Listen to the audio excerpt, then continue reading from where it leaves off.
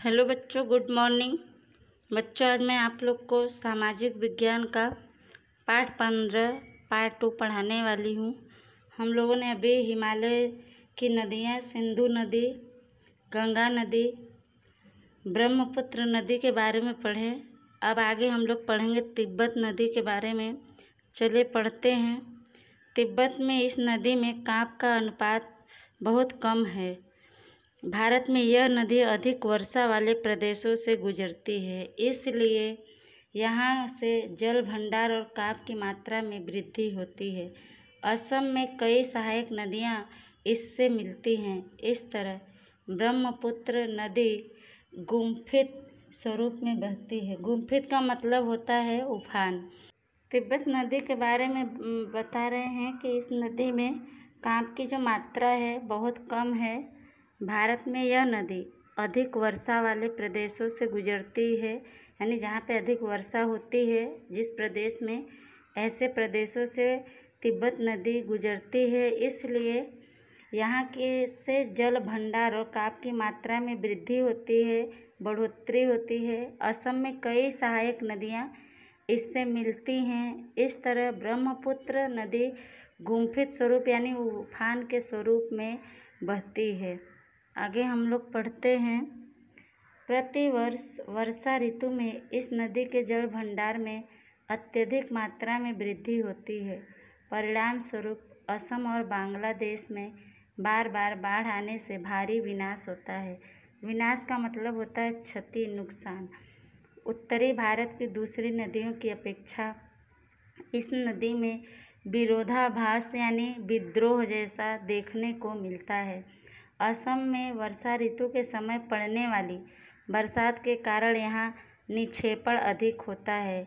इस नदी में रेत की मात्रा बढ़ने से उसकी सतह ऊंची होती रहती है, जिससे इस नदी के प्रवाह में बार बार मार्ग परिवर्तन होता रहता है। कह रहे हैं कि हर वर्ष वर्षा ऋतु में इस नदी के जल भंडार में अत्यधिक मात्रा में बढ़ोतरी होती है। इसका परिणाम यह होता है कि असम और बांग्लादेश में बार बार बाढ़ आते हैं। बाढ़ आने से बहुत बड़ा नुकसान होता है, क्षति होती है। उत्तरी भारत की दूसरी नदियों की तुलना में, अपेक्षा का मतलब होता है तुलना में इस नदी में विद्रोह देखने को मिलता है। विद्रोह का मतलब उफान पे बहती है, जैसे तोड़ फोड़ के सब बहा ले जाएगी, ऐसे स्वरूप में। असम में वर्षा ऋतु के समय पड़ने वाली बरसात के कारण निक्षेपण अधिक होता है। इस नदी में रेत यानी बालू की मात्रा बढ़ने से उसकी सतह ऊंची होती रहती है, जिससे इस नदी की धारा में बार बार मार्ग यानी नदी के बहने का जो धारा है उसमें बार बार परिवर्तन यानी बदलाव होता रहता है। आगे हम लोग पढ़ते हैं प्रायद्वीपीय नदियाँ। पश्चिमी घाट प्रायद्वीपीय नदियों का मुख्य जल विभाजक माना जाता है। पश्चिमी घाट पर्वतमाला दक्षिण भारत के पश्चिमी किनारे दक्षिण के उत्तर दक्षिण में फैली हुई है। महानदी गोदावरी, कृष्णा, कावेरी आदि प्रायद्वीप की मुख्य नदियाँ हैं। ये नदियाँ पूर्व की ओर बहकर बंगाल की खाड़ी में गिरती हैं और डेल्टा बनाती हैं। पश्चिम घाट के पश्चिम में अनेक नदियाँ बहती हैं। नर्मदा और तापी जैसे बड़ी नदियाँ पूर्व से पश्चिम की तरफ बहकर अरब सागर में गिरती हैं। प्रायद्वीपीय नदियों के बारे में बता रहे हैं कि ये पश्चिमी घाट प्रायद्वीपीय नदियों का मुख्य जल विभाजक यानी जल को दो भागों में बांटने वाला माना जाता है। पश्चिमी घाट पर्वतमाला दक्षिणी भारत के पश्चिमी किनारे दक्षिण से उत्तर दिशा में फैली हुई है। पश्चिम से उत्तर दिशा में महानदी गोदावरी, कृष्णा, कावेरी आदि प्रायद्वीप की जो मुख्य नदियां हैं, ये नदियां पूर्व की ओर बहकर बंगाल की खाड़ी में गिरती हैं और डेल्टा बनाती हैं। पश्चिमी घाट के पश्चिम में अनेक नदियां बहती हैं। नर्मदा और तापी जैसी बड़ी नदियां पूर्व से पश्चिम की तरफ बहकर अरब सागर में गिरती हैं। आगे पढ़ते हैं। नर्मदा बेसिन। नर्मदा नदी मध्य प्रदेश के अमरकंटक के पास से निकलती है। वह पश्चिम दिशा में एक दरार घाटी से होकर बहती है। जबलपुर के संगमरमर की चट्टानों के प्रदेश से होकर बहती है। नर्मदा यहाँ ढलान के कारण तीव्र यानी बहुत तेज वेग यानी गति से बहती हुई धुआंधार नामक जलप्रपात का मतलब होता है तोड़ फोड़ करते हुए जैसे सब कुछ बहा ले जाएगी, ऐसे स्वरूप की रचना करती है। इस नदी की सहायक नदियाँ अधिक लंबी नहीं हैं, वे एक दूसरे से समकोण पर मिलती हैं। इन नदियों का बेसिन मध्य प्रदेश एवं गुजरात में फैला हुआ है। नर्मदा नदी की लंबाई लगभग 1312 किलोमीटर है। नर्मदा नदी के बारे में बता रहे हैं कि नर्मदा नदी मध्य प्रदेश के अमरकंटक के पास से निकलती है। वह पश्चिम दिशा में एक दरार यानी दरार का मतलब होता है बीच में रास्ता बन जाना, जगह बन जाना, तो ऐसे घाटी से होकर बहती है। जबलपुर के संगमरमर की चट्टानों के प्रदेश से होकर ये नदियाँ बहती है। नर्मदा यहाँ ढलान के कारण बहुत तेज गति से बहती हुई धुआंधार नामक जलप्रपात का मतलब होता है जो सब कुछ बहा ले जाए, ऐसे निर्माण करती है। और कह रहे हैं कि इस नदी की सहायक नदियाँ अधिक लंबी नहीं हैं, वे एक दूसरे से समकोण पर मिलती हैं। समकोण का मतलब एक समान चारों तरफ से होना। इस नदियों का बेसिन मध्य प्रदेश एवं गुजरात में फैला हुआ है। नर्मदा नदी की लंबाई लगभग 1312 किलोमीटर बताई गई है। आगे पढ़ेंगे तापी बेसिन। तापी नदी के बारे में पढ़ते हैं और जानकारी लेते हैं। मध्य प्रदेश में सतपुड़ा की गिरिमालाएँ हैं। यहीं के बैतूल जिले से तापी नदी निकलती है। यह नर्मदा के समांतर एक दरार घाटी से होकर बहती है और अंत में अरब सागर में जाकर गिरती है। मध्य प्रदेश और महाराष्ट्र में इसका बेसिन क्षेत्र फैला हुआ है। तापी नदी की लंबाई लगभग 724 किलोमीटर है। तापी नदी के बारे में बता रहे हैं कि मध्य प्रदेश में सतपुड़ा की गिरिमालाएँ हैं। गिरिमाला का मतलब गिरी का मतलब होता पर्वत, तो कई पर्वतें हैं। यहीं के बैतूल जिले से तापी नदी निकलती है, यहीं से इनकी उत्पत्ति हुई है।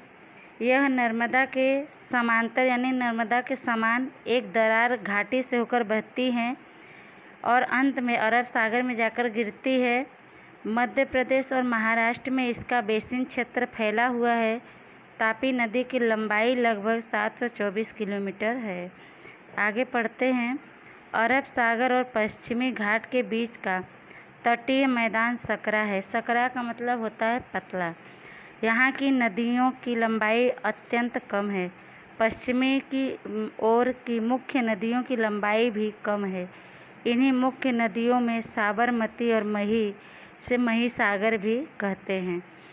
कह रहे हैं कि अरब सागर और पश्चिमी घाट के बीच का जो तट का मैदान है वो पतला है। यहाँ की तट का मतलब होता है किनारे। यहाँ की नदियों की लंबाई बहुत ही कम है। पश्चिमी की ओर की मुख्य नदियों की लंबाई भी कम है। इन्हीं मुख्य नदियों में साबरमती और मही सागर भी है। आगे हम लोग पढ़ेंगे गोदावरी बेसिन। गोदावरी नदी के बारे में पढ़ते हैं। यह नदी प्रायद्वीपीय नदियों में सबसे बड़ी है। यह महाराष्ट्र के नासिक जिले के पश्चिम घाट के ढलानों से निकलती है। इसकी लंबाई लगभग 1465 किलोमीटर है। यह नदी पूर्व दिशा में बहकर बंगाल की खाड़ी में गिरती है। प्रायद्वीपीय नदियों में गोदावरी का बेसिन प्रदेश सबसे विशाल है। इस नदी के बेसिन का 50% हिस्सा महाराष्ट्र में है। शेष बेसिन मध्य प्रदेश और आंध्र प्रदेश में है। इसमें बता रहे हैं कि यह नदी प्रायद्वीपीय नदियों में सबसे बड़ी नदी है। यह महाराष्ट्र के नासिक जिले के पश्चिमी घाट के ढलानों से निकलती है। इसकी लंबाई लगभग 1465 किलोमीटर है। यह नदी पूर्व दिशा में बहकर बंगाल की खाड़ी में गिरती है। प्रायद्वीपीय नदियों में गोदावरी का बेसिन प्रदेश सबसे विशाल है, सबसे बड़ा है।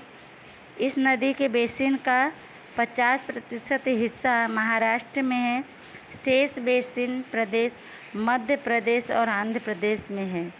आगे पढ़ते हैं। पूर्णा, वर्धा, प्राणहिता, मांजरा, बेनगंगा, पेनगंगा आदि गोदावरी की सहायक नदियां हैं।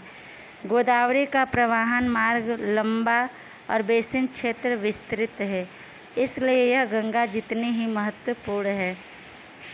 गोदावरी के बारे में बता रहे हैं कि पूर्णा, वर्धा, प्राणहिता, मांजरा, बेनगंगा, पेनगंगा आदि गोदावरी से जुड़ी सहायक नदियां हैं।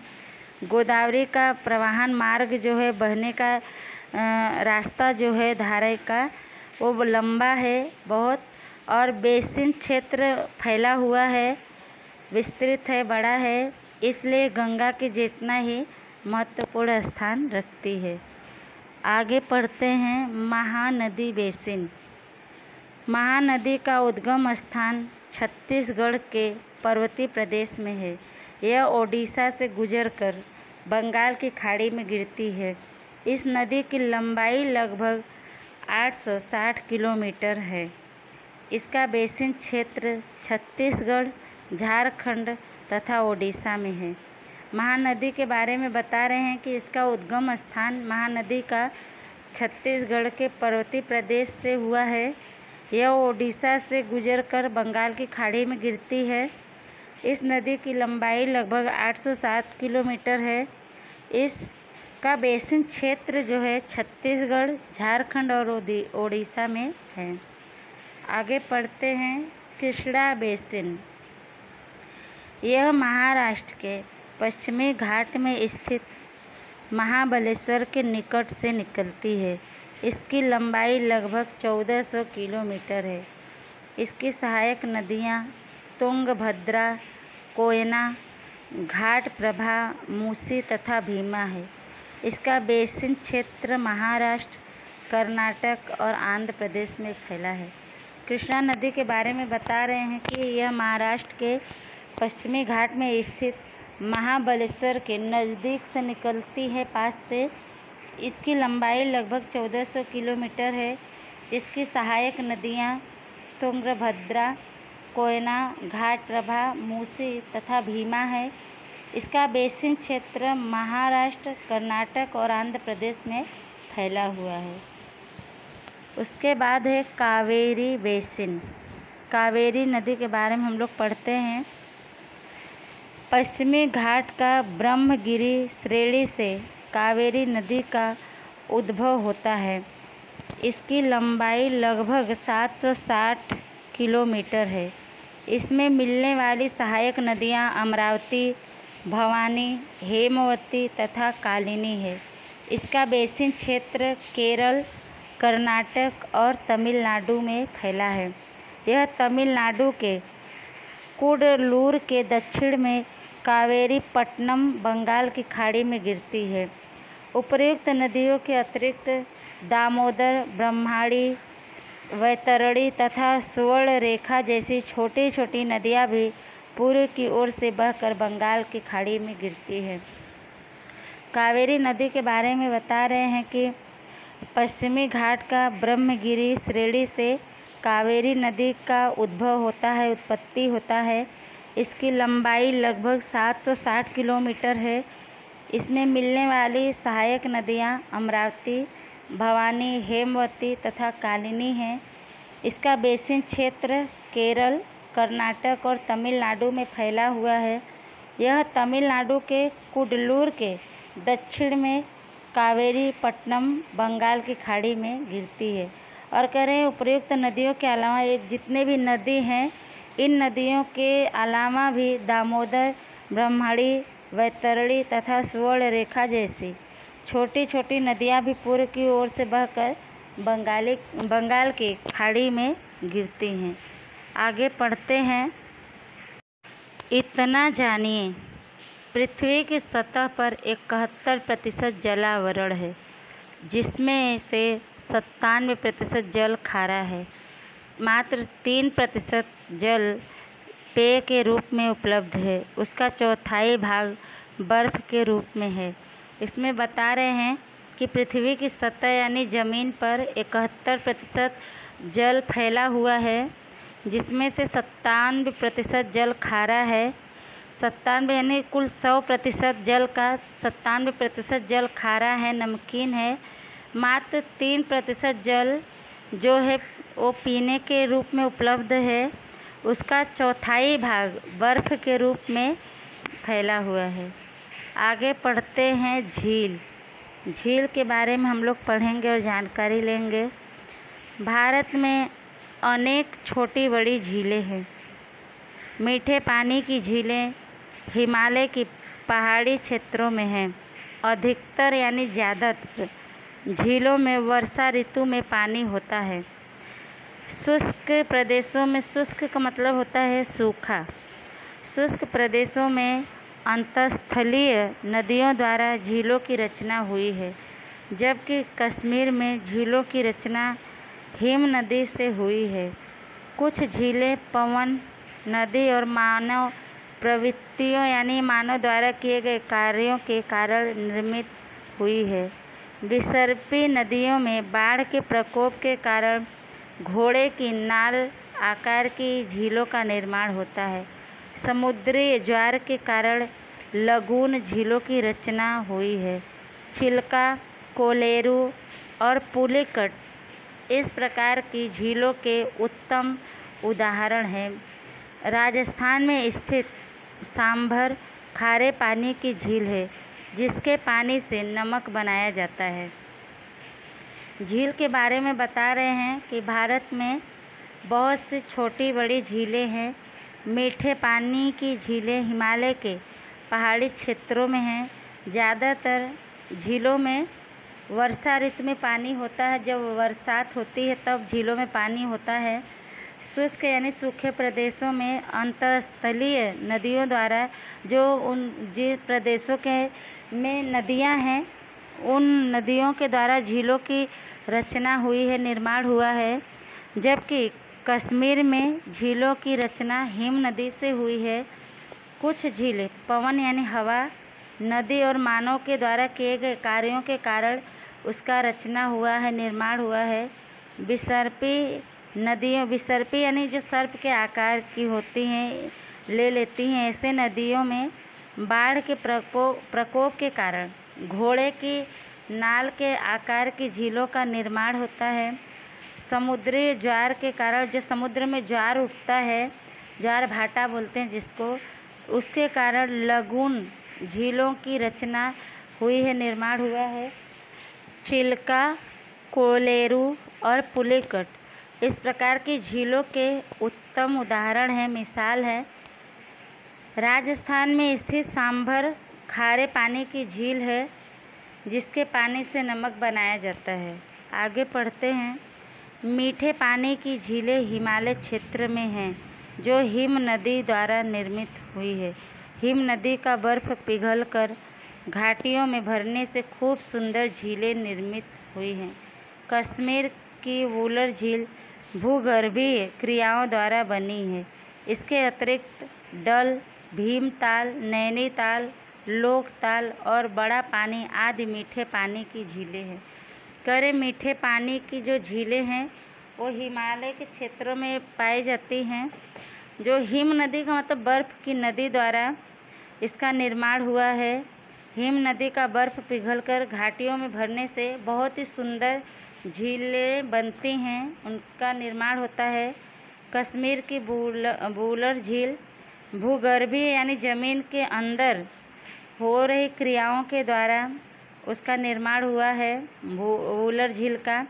इसके अलावा डल, भीमताल और नैनीताल, लोकताल तथा बड़ा पानी आदि मीठे पानी की झील है। आगे पढ़ते हैं।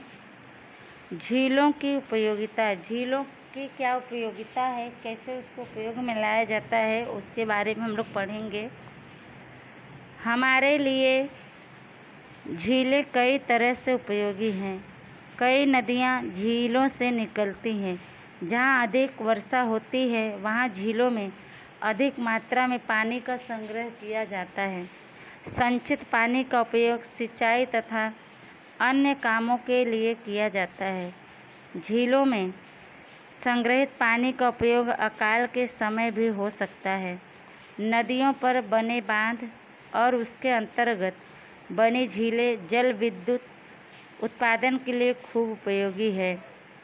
कई झीलें तो प्राकृतिक सौंदर्य में वृद्धि करती हैं। परिणाम स्वरूप ऐसी झीलें पर्यटन स्थल के रूप में विकसित हुई हैं। झीलें मत्स्य उद्योग के लिए भी महत्वपूर्ण है। झीलों की उपयोगिता के बारे में बता रहे हैं कि हमारे लिए झीलें कई तरह से उपयोग में आती हैं। इनका उपयोग किया जाता है। कई नदियाँ झीलों से निकलती हैं। जहाँ अधिक वर्षा यानी ज़्यादा वर्षा होती है वहाँ झीलों में बहुत मात्रा में पानी इकट्ठा किया जाता है। एकत्रित पानी का उपयोग सिंचाई तथा दूसरे कामों में किया जाता है।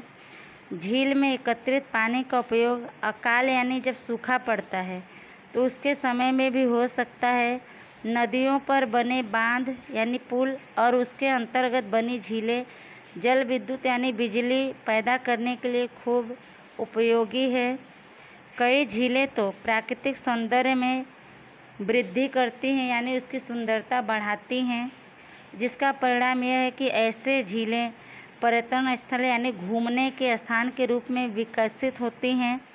झीलें मत्स्य यानी मछली के उद्योग के लिए भी बहुत ही महत्वपूर्ण है। आगे हम लोग पढ़ते हैं नदियों का आर्थिक महत्व। नदियों का आर्थिक महत्व क्या है, इसके बारे में हम लोग पढ़ते हैं और जानकारी लेते हैं। मानव इतिहास में सबसे अधिक महत्व नदियों का है। नदियों का पानी प्राकृतिक संसाधन है। ये मनुष्य की कई प्रवृत्तियों यानी कार्यों के लिए अनिवार्य है, आवश्यक है। नदियों में मनुष्य की प्राथमिक आवश्यकताओं को पूर्ण किया है। कृषि एवं उद्योग का विकास नदियों के कारण हुआ है।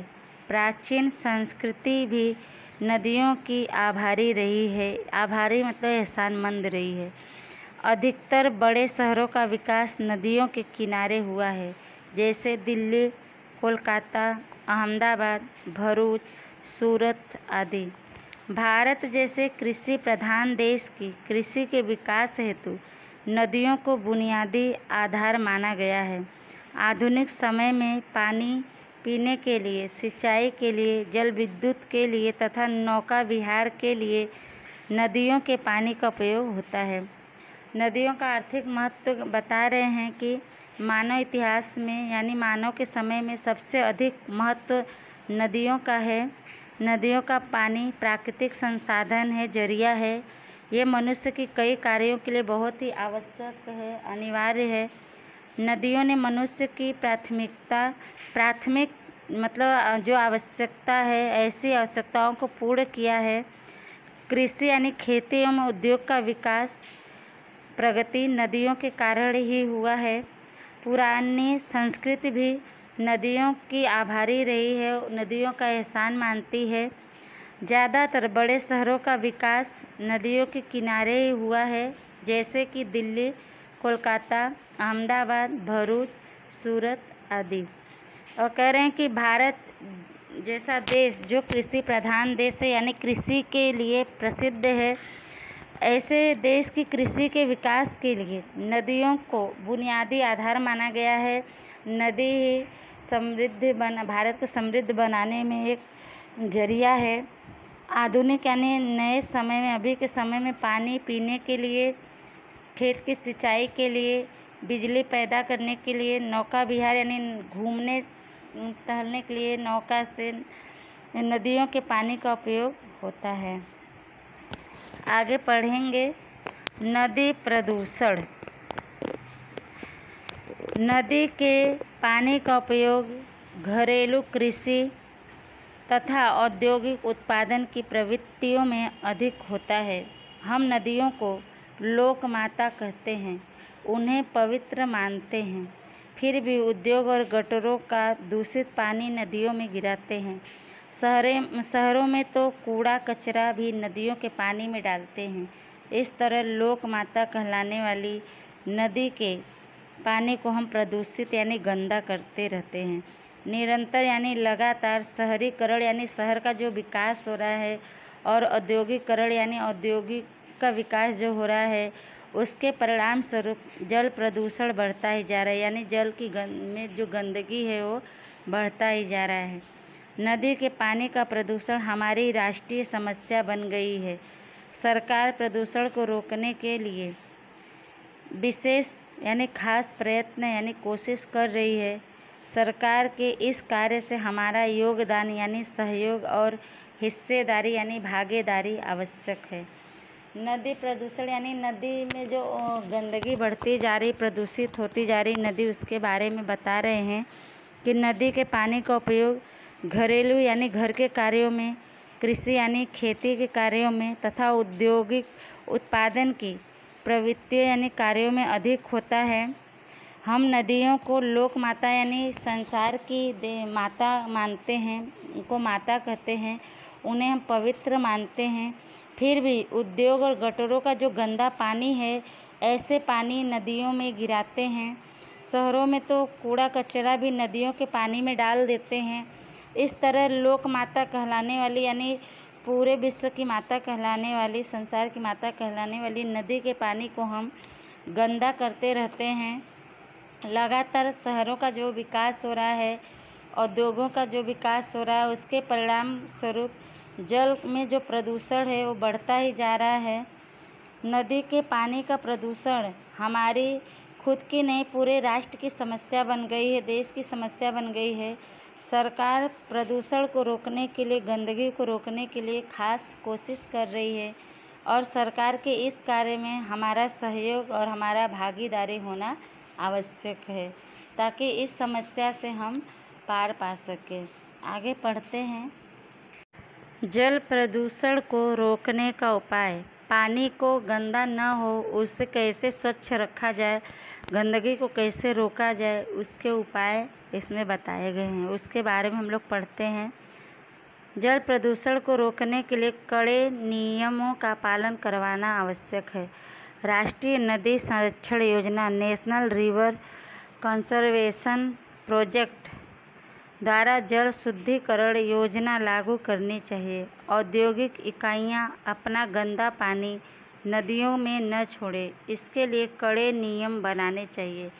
औद्योगिक इकाइयों को अपने दूषित पानी में रहे हानिकारक तत्वों को दूर करके पानी नदी में छोड़ना चाहिए।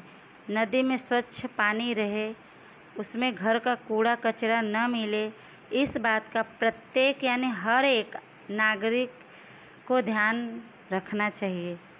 इसमें बता रहे हैं कि जल प्रदूषण को रोकने के लिए, जल गंदा न हो, प्रदूषित न हो पानी, उसको रोकने के लिए कड़े यानी सख्त नियमों का पालन करवाना बहुत ज़रूरी है, आवश्यक है, अनिवार्य है। राष्ट्रीय नदी संरक्षण योजना नेशनल रिवर कन्वर्सन प्रोजेक्ट द्वारा जल शुद्धिकरण योजना लागू करनी चाहिए।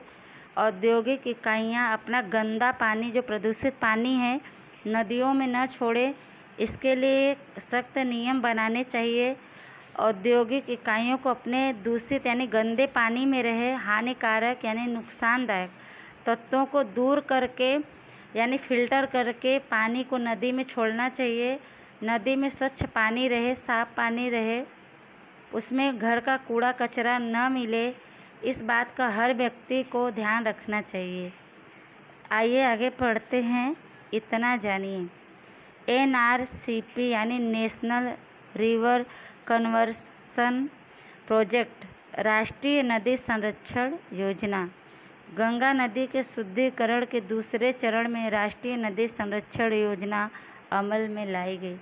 कह रहे हैं कि ये जो योजना बनाई गई है NRCP national river conversion project, तो कह रहे हैं कि राष्ट्रीय नदी संरक्षण योजना ये गंगा नदी के शुद्धिकरण के यानी साफ रखने के दूसरे चरण में राष्ट्रीय नदी संरक्षण योजना अमल में लाई गई, यानी इसे लागू किया गया। बच्चों, यह पाठ आपका समाप्त होता है। प्रथम सत्र का यह चैप्टर, लास्ट चैप्टर था, ये आपका समाप्त हुआ। और आप इसको अच्छे से वीडियो को सुनिएगा ध्यान से। जो प्रश्न दिए जाते हैं उसका उत्तर आप लोग नोट में लिख कर रखिएगा। स्कूल खुलेगा तो आपका चेक होगा। तब तक के लिए धन्यवाद।